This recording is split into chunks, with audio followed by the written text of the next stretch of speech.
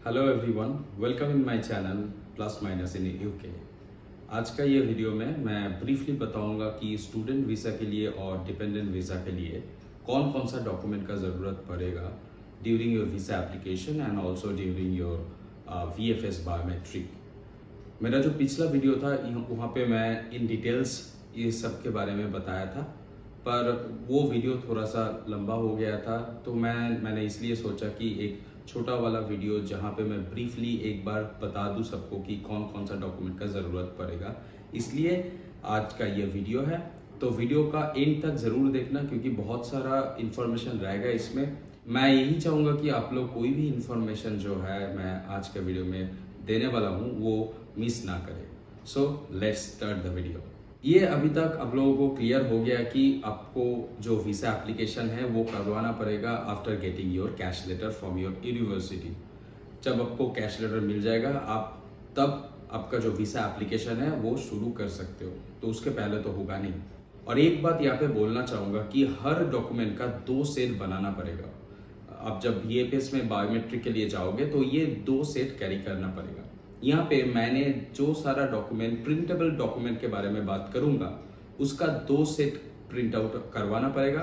एक सेट आप रख लेना आपका जो ओरिजिनल सेट होगा वहाँ पे, और एक सेट रखना जो फोटोकॉपी सेट होगा वहाँ पे।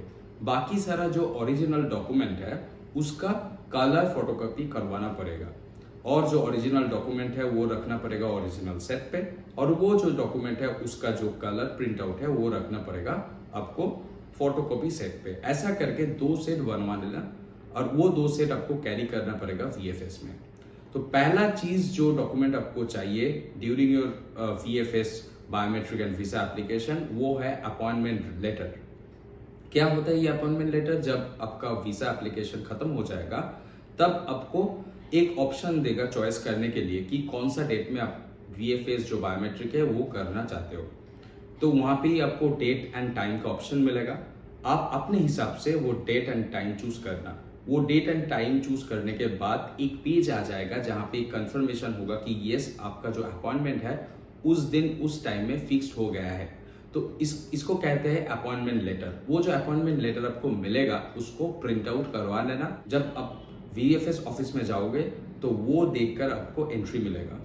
तो ये है अपॉइंटमेंट लेटर। ये अपॉइंटमेंट लेटर में ये भी मेंशन रहेगा अगर वीजा एप्लीकेशन के टाइम अगर आप कोई एडिशनल सर्विस चूज किए हो और उसके लिए पेमेंट भी कर चुके हो तो वो वहां पे मेंशन रहेगा।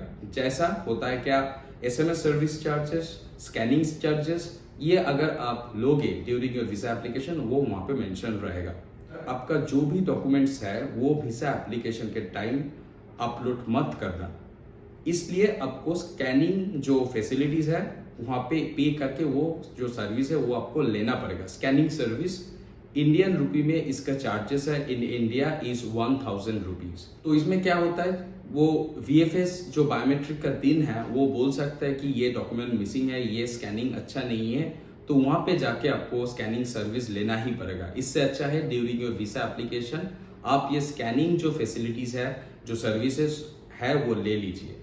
तो आपका जो अपॉइंटमेंट लेटर है वहाँ पे टाइम डेट मेंशन रहेगा, और जो जो सर्विस आप लिए हो वो भी मेंशन रहेगा, उसका एक कॉपी लेना है। Second thing is your offer letter. ये offer letter unconditional offer letter होना चाहिए। अगर आपको कैश मिल गया है तो आपका ऑफर लेटर अनकंडीशनली होगा। तो आपका जो ऑफर लेटर है उसका 2 सेट प्रिंट आउट करवा लेना। एक जो ओरिजिनल सेट है वहां पे रखना, एक जो फोटोकॉपी सेट है वहां पे रखना। सेकेंड चीज इज योर कैश लेटर। जो कैश लेटर आपको मिलेगा यूनिवर्सिटी से उसका भी 2 प्रिंट आउट करवा लेना for your 2 set. Third thing is visa application form. ये क्या होता है? ड्यूरिंग योर वीजा एप्लीकेशन जब आप सारे डिटेल्स वहां पे दे दोगे वहां से एक प्रॉपर एप्लीकेशन फॉर्म आपको मिल जाएगा जहां पे वो सारा डिटेल्स रहेगा। ये आपको मिल जाएगा एक PDF फॉर्म में, वो आपको डाउनलोड करना पड़ेगा पहले, बाद में उसका भी एक प्रिंट आउट कॉपी करवा लेना। वो जो प्रिंट आउट कॉपी है वो वहां पे देना पड़ेगा। Fourth thing is visa checklist form.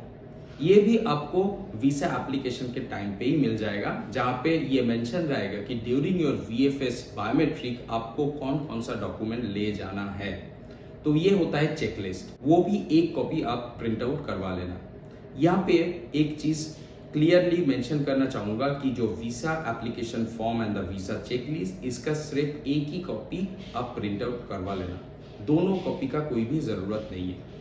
यह है पहला चारों चीज। उसके बाद पांचवा है TB report certificate. TB report centre से आपका जो सर्टिफिकेट ऑलरेडी मिल गया है, वहाँ पे एक चीज चेक कर लेना कि आपका जो साइन है वो सही है, वहाँ पे आपका जो पासपोर्ट साइज फोटोग्राफ है वो सही से है कि नहीं, और आपका जो यूनिवर्सिटी एड्रेस है वो सही से मेंशन है कि नहीं। वो जो टीबी रिपोर्ट सर्टिफिकेट है उसका भी एक कलर प्रिंट आउट करवा लेना, और ये दो चीज दोनों सेट पे रख लेना।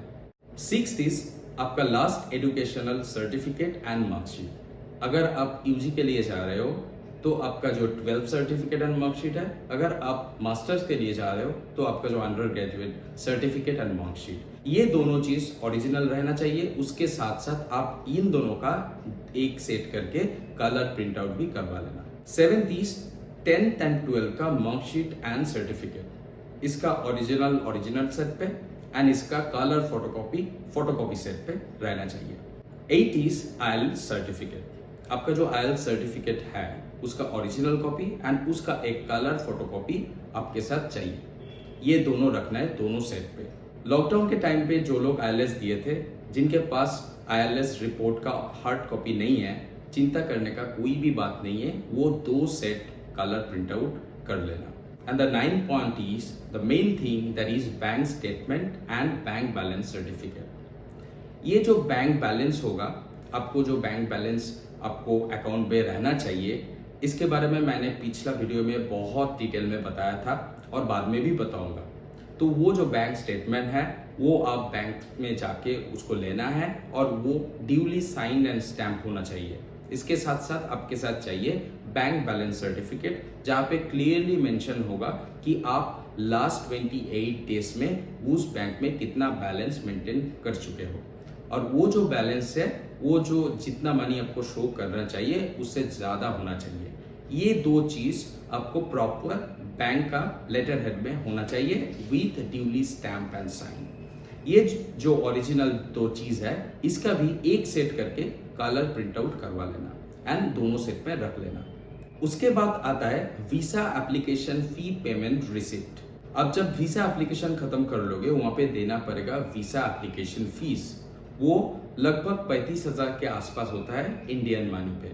तो वो जब आप कंप्लीट कर लोगे वो पेमेंट, उसके बाद आपको मेल में एक कंफर्मेशन मेल आएगा जहाँ पे क्लियरली मेंशन होगा कि your payment has been done. तो वो जो मेल मिलेगा उसका दो कलर प्रिंट आउट करवा लेना।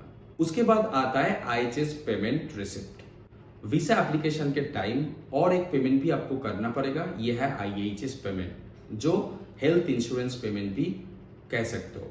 तो ये जो IHS पेमेंट होता है बहुत सारा चीज के ऊपर डिपेंड करता है, जो मैं डिटेल में बताया था मेरा पिछला वीडियो पे। जो भी है आपका IHS फी, वो भी आपको पेमेंट करना पड़ेगा। वो जब पेमेंट हो जाएगा उसके बाद उसका भी एक कंफर्मेशन मेल आपको मिलेगा। वो जो मेल है उसका भी दो कलर प्रिंट आउट करवा लेना। उसके बाद आता है मैरिज सर्टिफिकेट। जो स्टूडेंट आपके डिपेंडेंट के साथ अप्लाई करना चाह रहे हो, उन लोगों के लिए ये मैरिज सर्टिफिकेट मैंडेटरी है। मैरिज सर्टिफिकेट यूजुअली साइज में A4 से बड़ा होता है, इसलिए मैरिज सर्टिफिकेट का भी एक कलर प्रिंट आउट आप करवा लेना और उसके साथ साथ ओरिजिनल भी आपके पास रखना। लास्ट जो चीज है वो आप रख सकते हो फॉर योर बेटर प्रोसेसिंग, वो है आपका वर्क एक्सपीरियंस सर्टिफिकेट। अगर आपके पास कोई वर्क एक्सपीरियंस है तो आप जहाँ पे वर्क कर चुके हो वहां से एक वर्क एक्सपीरियंस सर्टिफिकेट ले लेना, उसका भी एक कलर फोटोकॉपी करवा लेना। तो यहाँ पे खत्म हो गया आपका वीसा एप्लीकेशन पार्ट। उसके बाद आता है VFX बायोमेट्रिक के बाद। VFX बायोमेट्रिक का date and time you have already chosen. So वो जो तारीख है, वो जो टाइम है, उससे आधा घंटा पहले वहां पे पहुंच जाना और वहां पे ये दो सेट लेकर जरूर जाना। VFX में जाके आपको क्या करना होता है, वहां पे जो भी रिप्रेजेंटेटिव है वहां पे जाके आपका जो सारा डॉक्यूमेंट है वो दिखाना पड़ेगा। उसके बाद वो एक एक करके डॉक्यूमेंट को लेकर एक फाइल बना के आपको दे देगा। उसको लेकर आपको जाना पड़ेगा, जो नेक्स्ट स्टेज है जो स्कैनिंग सेंटर पे जाना पड़ेगा, वहां पे स्कैनिंग होगा। तो एक चीज मैं बता दूं यहाँ पे कि ड्यूरिंग योर स्कैनिंग वो आपसे बोलेगा कि सारा जो फोटो कॉपी सेट है वो देने के लिए। वो जस्ट ओरिजिनल डॉक्यूमेंट चेक कर भी सकता है, नहीं भी कर सकता है। अगर उसको डाउट लगेगा तब भी वो चेक करेगा।